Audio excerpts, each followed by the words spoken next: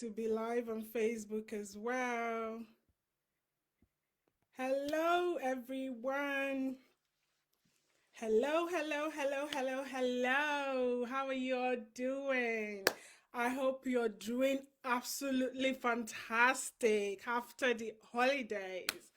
I hope you've all had a nice time with family. I hope you've enjoyed your Christmas and your holiday. For those of you that traveled to see family and friends, and for those of you that had a quiet one, I hope you had a lovely time because that's the most important thing that you enjoy it.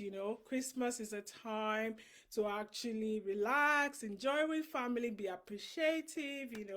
So I hope you all did. So, if you're joining me live, comment #live. Let me know where you're from. Let me know where you are currently at and comment #live to let me know that you joined me live today. And if you're catching a replay, comment #replay as well. For those of you who missed me going live last week, this is like a sequel to last week's training.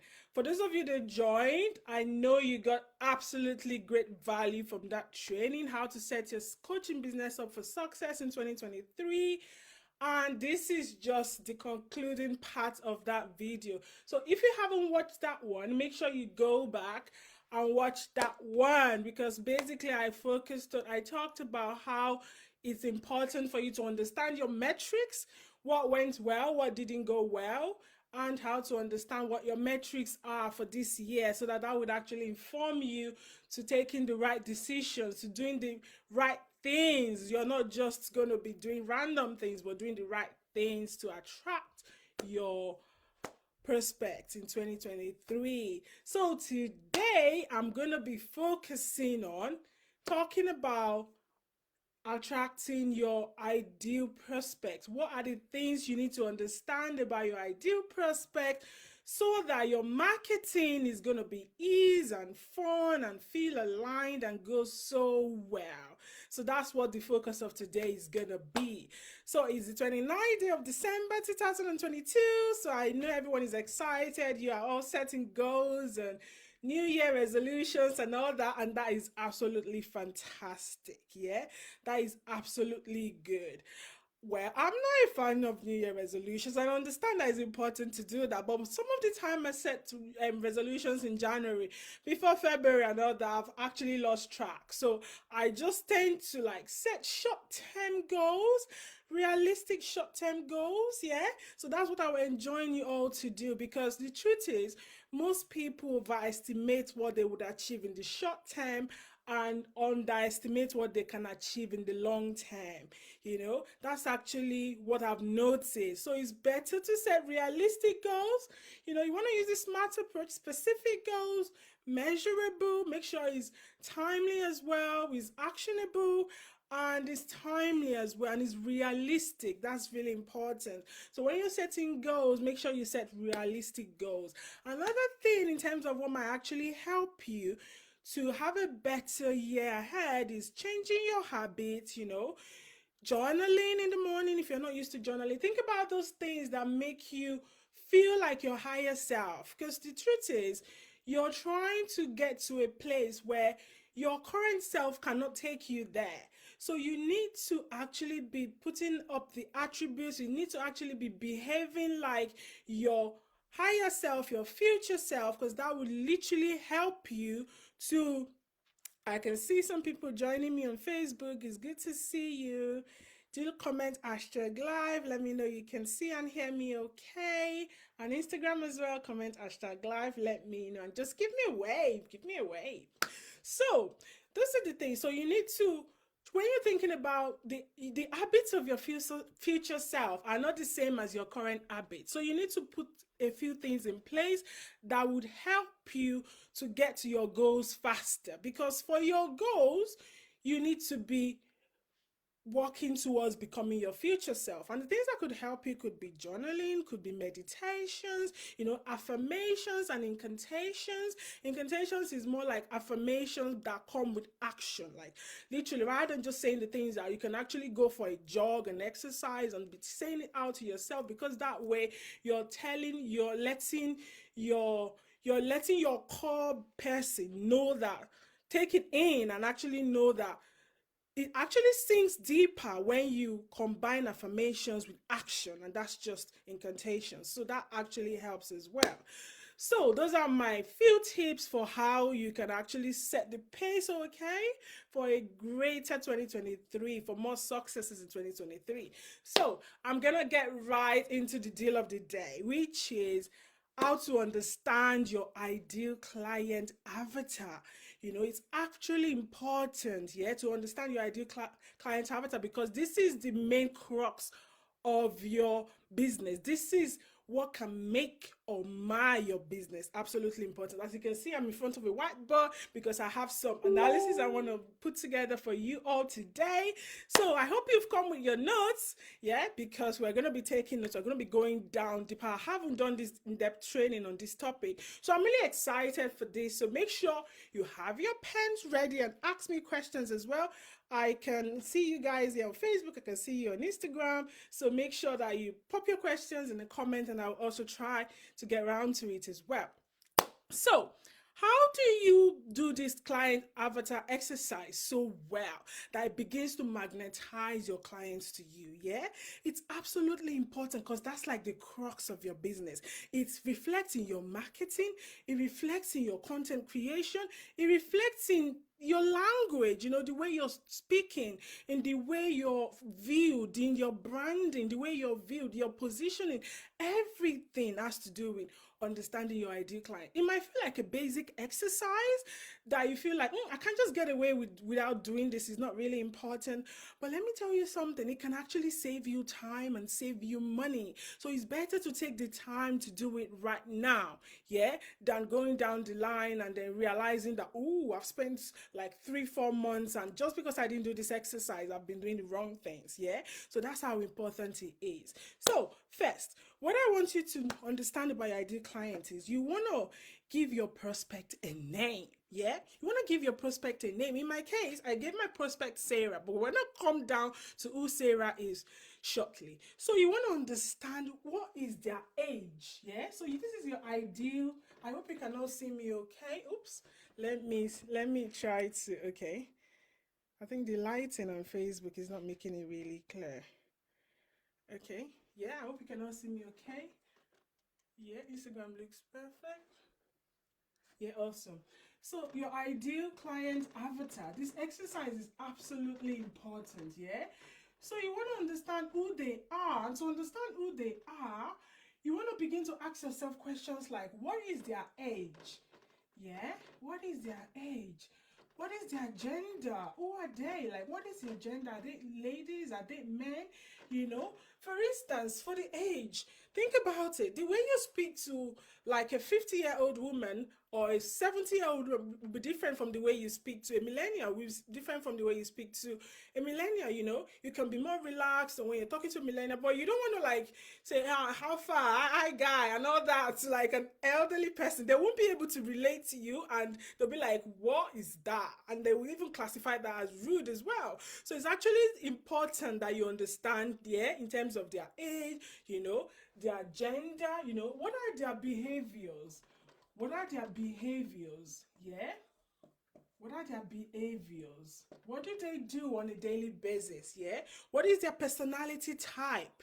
Yeah, do you understand their personality type? What are their habits? What are their daily habits? What are their behavioral traits generally? Are they married? Yeah? Yeah, what are their traits? Are they married? Are they divorced? You know, what are they? What can you identify with them? Have they got kids? Things like that. This will help you understand who they are from a at the deeper level. What is their occupation? Are they professionals? Because the way you speak to professionals would also be different from the way you speak to non-professionals. So you need to understand that, yeah? Are they professionals? What are their ages? What is their gender? You need to give them a name. Where do they hang out? What are their habits, their daily habits? These questions will help you read their mind, yeah? It will help you read their mind. You want to understand what keeps them awake at night as well. What are they currently struggling with? What keeps them awake at night? What are those problems that actually keep them awake at night? What are their 2 a.m. thoughts? Actually very, very important. So you want to understand what their current challenges are, what their 2 a.m. thoughts are, you know. So all these are very important that you take the time to put that together. And if you're starting out, it might feel difficult because you may not understand them very well. You may not understand your ideal prospects properly. So you need to go deeper. You need to go into forums, you need to go into communities and study them and understand your ideal clients better. Most of the time, they are actually people that are once like us, like they've been like us in the past as well. So this most of the time is just your past self, your previous self, that is your future, your ideal client. Yeah, so you want to make sure you understand those. That's very important.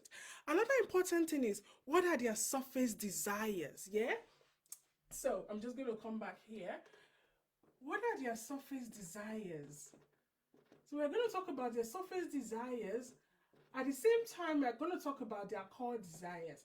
So their surface desires might be, okay, they want to make more sales, they want to attract, they want to send more traffic to their, say they have lead pages, for instance. They want to send more traffic to them. They want to increase their marketing, they want to increase their email list. They want to increase their list. They want to make more money. It could be money as well. These are their surface desires. But then you want to think about their core desires. Their core desires. What are their core desires? Their desired outcome. This is most likely the transformation that your program provides. Their main challenges that keep them awake at night.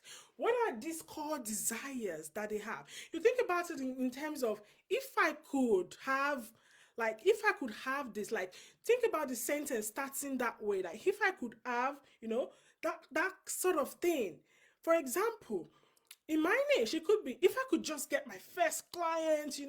I've been trying, I'm new in this industry, and I've been doing all the things that all the gurus have been telling me to do, but it's not working. I'm posting every single day, but this is not working. If I could just get my first client. You can imagine that. Or think about someone in the health niche, for instance, and is teaching people how to lose weight. It could be, if I could just fit into that dress. That is more like their core desires. What is that core desire? And most of the time is the transformation that your program helps to provide. So think about it like that, yeah? Absolutely important. When you understand their core desires, what's that one word? What's that one word that will help you to literally describe your ideal client avatar? For me, it could be freedom. I want to have freedom. I want to have more time with my family. I want to have freedom to do what I want. In my case, I did this exercise so well in the past, and I can still remember off the top of my head, I named her Sarah. I was like, Sarah is 35. She's a stay-at-home mom. She's got 2 kids. She has always wanted to be free and not having to go to a 9 to 5 job back and forth, because she wants to have more time with her kids. So she's created a coaching business. She's actually started it. She's been doing it. However, she's struggling to get clients because she doesn't know what's wrong, but she's putting out content every day, and it's not actually attracting her ideal clients. And she's like, she just wants to get her first client because she knows that she has the solution to other people's problem. She has the solution to moms who have gone through depression in the past, and she has actually found a proven way to get out of this depression, and she's ready to teach other women that are going through the same thing. That's right. So she's trying to tell other women that are going through the same thing. You understand? So if you break down this exercise so well, it's going to make your business, because it's going to infer your content creation. It's going to help you to understand their most deepest challenges, their problems, what they are going through. Yeah, it's absolutely important. Yeah, and you want to do it in such a way that you understand your ideal client so well that you actually become repulsive to people who are not your ideal clients. I say the word repulsive, which sounds a bit derogatory, but literally, you don't want to attract people that you don't want to work with, people that are going to stress you out. You want to name the traits of the people that are not your ideal clients. You want to name the traits, people that are not hardworking, they are lazy, they don't want to put in the work. You just want to list this out because you want to repel those people. This is going to help, this exercise is going to help you in such a way that you can polarize your audiences to you. You know, in such a way that I have a good example for this. I'm not a very political person, yeah.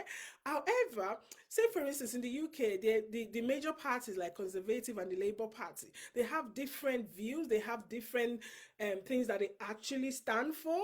So imagine if I'm a conservative, I've always been for the conservative, and I just come out and say something that is actually so polarizing to the Labour Party. Literally, they are going to be like, she's crazy. I don't like what she's saying. I don't believe any of that, because obviously I've got an opposing opinion because I'm for conservative. So Labour are like, no way, she's crazy. I don't like her because I don't like any of her views. So your content creation can be so polarizing like that that it only attracts those who are like, yes, I'm for you. I'm not saying they should go that deep in terms that you now be like, so how would I call it now? Like, because I'm just using like a political example here, but you get what I mean. You want it to be so attractive to your ideal client and so repulsive to your non buyers, because you don't want to attract those people. Yeah, it's absolutely important. Yeah, and I'm gonna go down and actually talk about, I'm going to talk about these traits that I learned from Frank Kern, who also learned it from Dan Kennedy, about the 3 levels of influence. Yeah, because think about it. When you understand, I'm just going to wipe the board off right now.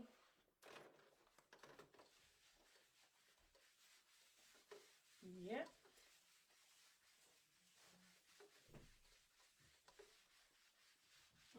Okay.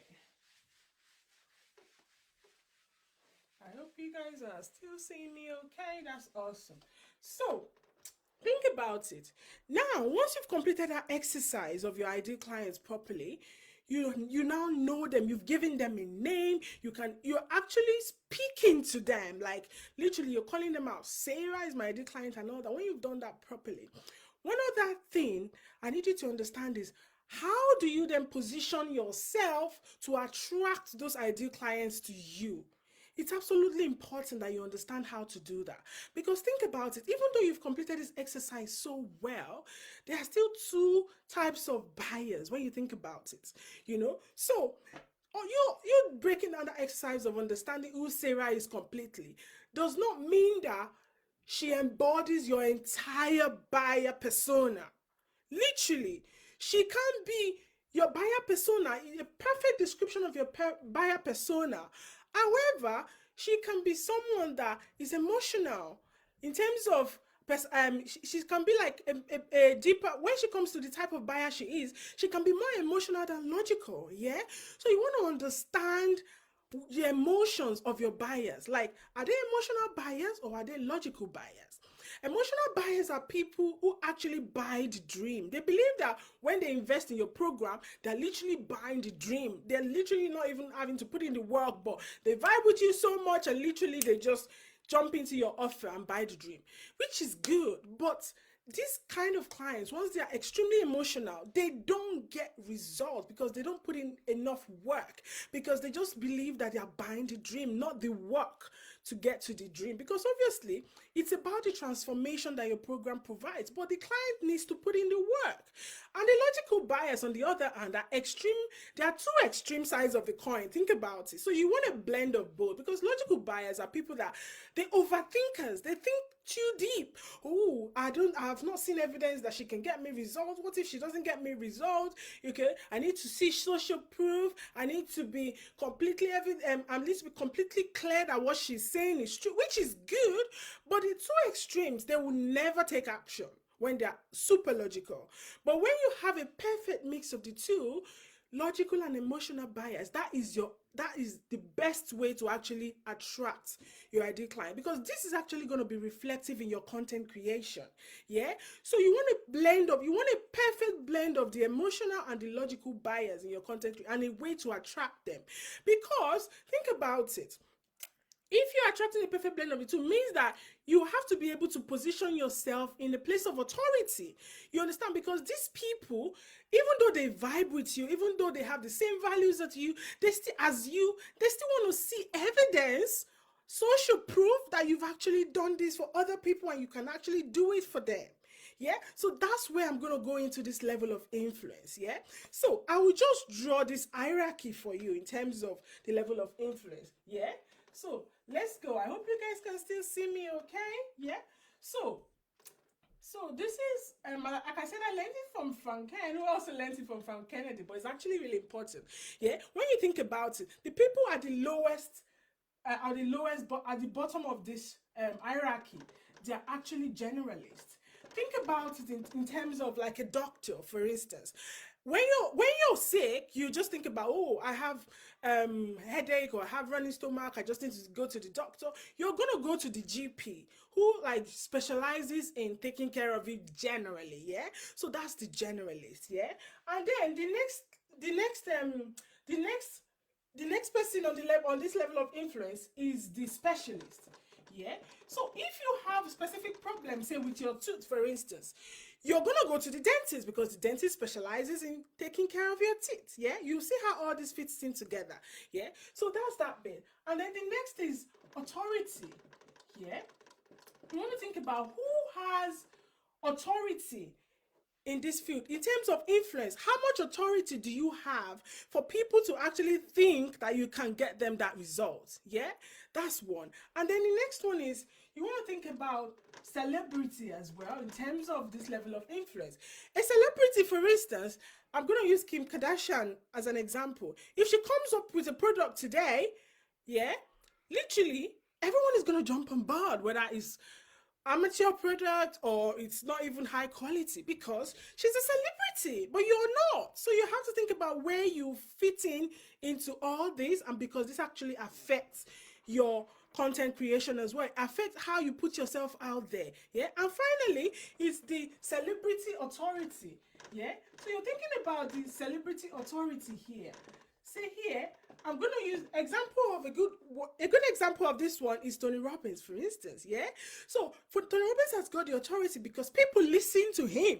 They listen to him already. Yeah, and it's more like a celebrity because if he talks, people pay to go for his program already. So based on this, think about where you are at. What level of authority are you a specialist? Are you a generalist? Have you got authority that people should actually listen to you? And I'm going to tell you the few things, the few process, the things that you actually need to be doing to give you that authority that will make your ideal clients listen to you. Yeah, so I'll just tell you about those processes. So I don't want to clean this, but I'll just write that down. So one of the things that you have to actually incorporate in your content strategy is, I'll talk about, so that's like, you have to think about pre-framing. Yeah, you have to think about pre-framing. So how are you going to pre-frame the minds of your ideal buyers that they actually believe that you have the authority to be speaking to them? This comes in your content creation. This is actually really important. I hope you guys can see me. Okay, it looks like the Facebook one wasn't clear enough. Okay. Okay, yeah. So that's the pre-framing. You have to think about, how do you pre-frame the minds of your ideal prospects? And this is what I actually do in my program, because you need to think about it that you haven't got the authority yet. So how do you pre-frame the minds of your buyers that they now begin to listen to you? Yeah? You want to think about that properly. And this will also determine how you put your content out there, the kind of content you put out there. It actually helps you, yeah. And then the next thing is indoctrination, yeah, before conversion. So you're trying to convert those clients for them to buy from you, yeah. This indoctrination happens once they're already in your world, yeah. However, before they get into your world, you need to have pre-framed, just like I said earlier, you need to have pre-framed them properly so that they understand what they're gonna get from you. A lot of people talk about, oh, I don't want to talk about what I do, so like I don't want to go in depth into what I do because people are just gonna steal it from me, they're gonna make it their own. I don't want to be teaching too much and all that. But think about it, that people actually, the more they see you, the more they see you in that place of authority, giving value, their mind is already pre-framed. By the time they get into your world, by the time they get into your space, it's easier for them because you've already done that bit, and it's going to be easier for you to convert them because you've already pre-framed their mind. And this is what my entire strategy is all about, making sure that your ideal prospects see you a couple of times before they even get on the sales calls with you. They're seeing you a couple of times, they're seeing you here and there, you're giving value. And then when you do like a longer form content, like a short video, they're seeing value, seeing you giving value. And then they're like, oh, I don't know her, I'm just gonna relax first because I don't know her, who is she? And then they see you again the week after, giving value. And then later on, they actually see you probably like a longer form content, longer form video. You give like a 30 minutes live or a 30 minutes workshop, and they see you again. By the time it gets to the point that they're getting on a call with you or they're seeing your offers, then they're already so primed to buy from you. Yeah, they're already so primed to buy from you. Yeah. And then before I end it, I'm going to also talk about the other psychological mechanics that needs to be in place before people actually have that trust to buy from you. Yeah. So the first one is desire and trust. Desire and trust. There has to be that desire and trust in what you are, in what you have, in what you're putting out there. There has to be that desire, you know. And then the emotion as well. This emotion is really big. How can you relate to them? How can you relate to them? To say that, oh, they are relatable, you've gone through this before, you can actually help me get a solution to this because you have gone through it, you know, in a place of empathy. How do you showcase empathy, that you have empathy for your ideal prospects? Yeah. And the third one here is rationalization. So all of this actually equals sales. All of this equals sales. There has to be a rationale for them to buy. Think about it now. There is like a recession looming everywhere, and then someone is trying to tell you that you should buy a Ferrari, and you're thinking about it, that you've got lots of things to do, you've got school fees to pay, you haven't even sorted that, and all you do is buying the Ferrari is like for status, or like a Gucci bag or something, and you've got other things in place that you haven't sorted out. There has to be a justification or a rationalization that that thing is going to help them before it actually translates into sales. So all of these processes has to be in place, and this helps to fit into here as well, because you have to think about it. All of this has to be in place, and then it needs to fit into this. You need to find where you're at here. You know, it makes you go higher on this ladder. Say for instance, you're here. People might not think you're here, like the generalist. People might not actually think you have the solution to their problem, or you are in a position to be speaking to them about something. Yeah. So now, because you started pre-framing, you know, and this actually fits into indoctrination. Now you're beginning to they are coming into your world here, and then they are beginning to understand that you can help them, how you can help them, your processes to help them. It leads to conversion, and then the desire is there because your offer can actually get them to their desired outcome. There's that desired outcome. I want to fit into that dress. I want to lose weight, and you're a health coach. So that desired outcome is there. You've now begun to build trust. You know, you've begun to build trust. And then the emotion factor, you put it in as well in your content creation. You've talked about how you've gone through this before, you empathize with them, they understand that you've been there and you have not gone to the promised land, but you were there before. You are relatable to them. Yeah. And then because of that, there's a rationale that they should actually buy from you. So that is what will lead to sales. So this, I just thought I needed to go into this a lot because I've been getting a lot of questions in my DMs about, prospects and clients talking about the fact that they are not attracting their ideal clients. How? Why are they not? Why is no one putting up their hands for my offer? Why is no one believing that I can help them when I can actually help them? It's because of this. This exercise needs to be completed. It's actually important. Understand your ideal clients avatar properly, position yourself in a place of authority so that they see you as an authority. Begin to don't leave any money on the table because you're attracting both emotional buyers and logical buyers into your world. So I hope this has been really helpful for you. And yeah, I'm just coming to the end now. It's about half an hour already. So I hope this has been really helpful for you. And like I said earlier, I don't know if I introduced myself to you earlier because I was just so eager to talk about this. So for those of you that have not for those of you that don't know me, I'm Abia Kagara. I'm a business mentor and a sales coach, and I help female entrepreneurs, I help female coaches and service providers attract their soul aligned high ticket clients into their space using organic methods that work. I actually help them dissect the organic process to figure out where the problem is and fix it, and top it up with cheap paid advertising as low as $2 a day ads. Ads doesn't have to be expensive, guys, as low as $2 a day to capitalize on the organic process. Yeah. So that's what I do. And I've got an ongoing offer right now for my clients, and for new people that are joining as well. We start a 90-day run in January. So between January and March, we start a 90-day run where I'm going to help you.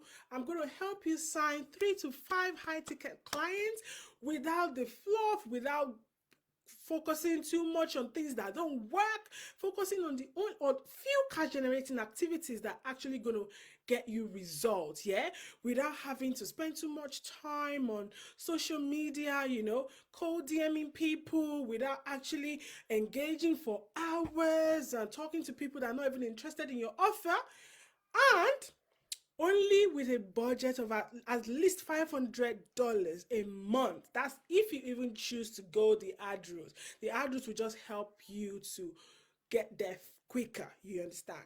However, if you don't want to go the way of paid ads, definitely the organic way as well. So if I offer to help you sign 3 to 5 high ticket coaching clients every single month over the next 90 days without all the stress and all the fluff of organic marketing, yeah, because I'll be dissecting it for you, and with as little as $500 ad budget every month. Would you take me up on that offer? Yeah, I believe your answer is yes. So do let me know and send me a DM, get back to me, leave a comment on this video, and let's have a blissful year 2023. See you. Take care. Bye.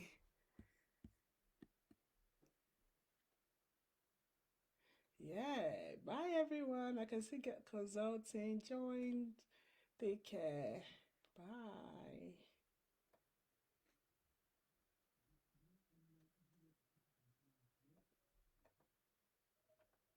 Okay.